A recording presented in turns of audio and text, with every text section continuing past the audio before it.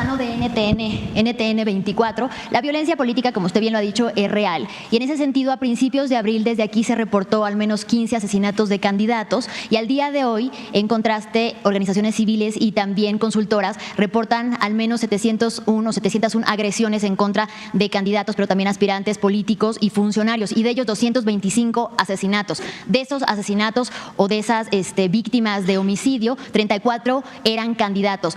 ¿Qué es lo que hace posible todavía, presidente, el que pese a este gran operativo de seguridad que ha sido desplegado en este proceso electoral y también la protección a más de 500 candidatos y aspirantes en estas elecciones, continúen ocurriendo actos de esta violencia, además cada vez más crudos a plena luz del día? ¿Considera que el narcotráfico y el crimen organizado continúa eligiendo y poniendo y quitando candidatos? ¿Qué medio eres tú? NTN 24 de Colombia, es el canal internacional de RCN. ¿De Colombia? Sí. Mira, dijiste 34 asesinatos, ¿no? De reportados candidatos. hasta el día de hoy de candidatos y 225 en total, pero aspirantes, también funcionarios pero políticos. 34 candidatos. Sí. Mira, aquí está la secretaria de Seguridad Pública, que te va a decir que es muy triste, porque aunque se tratara de uno, duele. Claro. Porque no es un asunto cuantitativo, es un asunto humano, cualitativo. Pero para que veas las diferencias, ¿no? Y todo esto tiene que ver con el movimiento conservador, que no solo se da en México, sino en todo el mundo, y con los medios supuestamente de información que son de manipulación, que no solo los padecemos en México, sino en Colombia, en Argentina, en España, en Estados Unidos, en todos lados. Pero nada más quiero que nos diga la secretaria de Seguridad. Si hay coincidencia en esa cifra. Sí, sí hay coincidencia. Nada más lo único que quiero es que les digas cuántos candidatos lamentablemente han sido asesinados. Además, candidatos. Ella sostiene 34.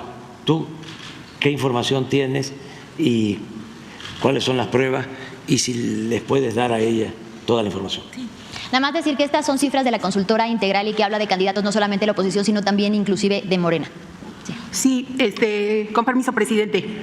A la fecha han ocurrido 8 homicidios de personas candidatas registradas oficialmente ante el INE o ante los institutos electorales locales. Esto es el número oficial de candidatas y candidatos. También, como ya se ha informado aquí, hubo 4 lamentables homicidios de precandidatas, es decir, personas que estaban registrados oficialmente ante sus partidos, pero no alcanzaron a tener una inscripción oficial.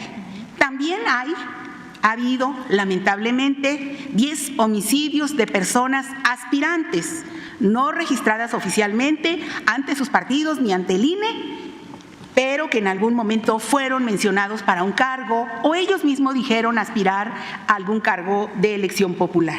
Y con mucho gusto entregamos la información sobre cada uno de los lamentables decesos que han ocurrido de esto que le acabo de decir. Y efectivamente, por ejemplo, hay un caso, por ponerle un ejemplo, en Jalisco, donde una persona fue encontrada sin vida en un vehículo. Nosotros lo teníamos como un homicidio y la Fiscalía del Estado dijo, no es un homicidio, la persona tuvo lamentablemente un infarto en ese automóvil y así, pues bueno, quedó la cifra en 8 personas. Entonces, con mucho gusto, para cumplir con la instrucción del presidente, le damos las cifras.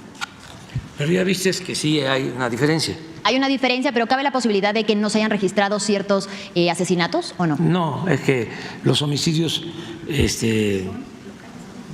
tienen que registrarse. No hay cifra negra.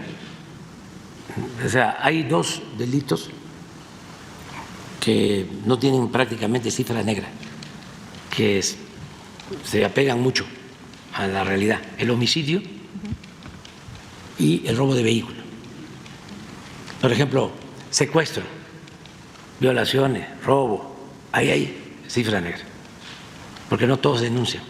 Pero el caso de un homicidio, y más como está la situación, esto que estoy explicando, de que quisieran que hubiesen muchos homicidios. Parece mentira, pero están administrando el dolor humano por cuestiones politiqueras, ni siquiera por cuestiones políticas, porque lo que están defendiendo son privilegios que tenían y que perdieron. Lo que están defendiendo es que continúe la corrupción que había, y eso los lleva a mentir y a cualquier cosa. Pero no solo es tu caso, o sea, por esa información. Además, si lo revisas, te vas a encontrar de que tú llegas a 34 homicidios y vas a ver las fuentes, pero resulta que todas esas organizaciones están vinculadas al bloque conservador, e incluso agencias financiadas por el gobierno de Estados Unidos, hablando en plata. Entonces, hay que tener cuidado, pero no solo es tu caso o el caso de otros periodistas, es el New York Times.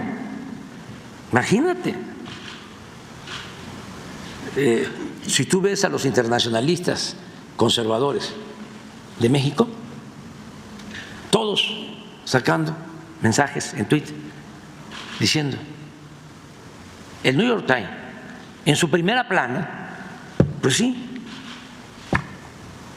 es que predomina el sensacionalismo, el alarmismo, el amarillismo, porque lo que está en el fondo es una lucha, una confrontación entre dos proyectos distintos y contrapuestos de nación. Eso es lo que está en el fondo.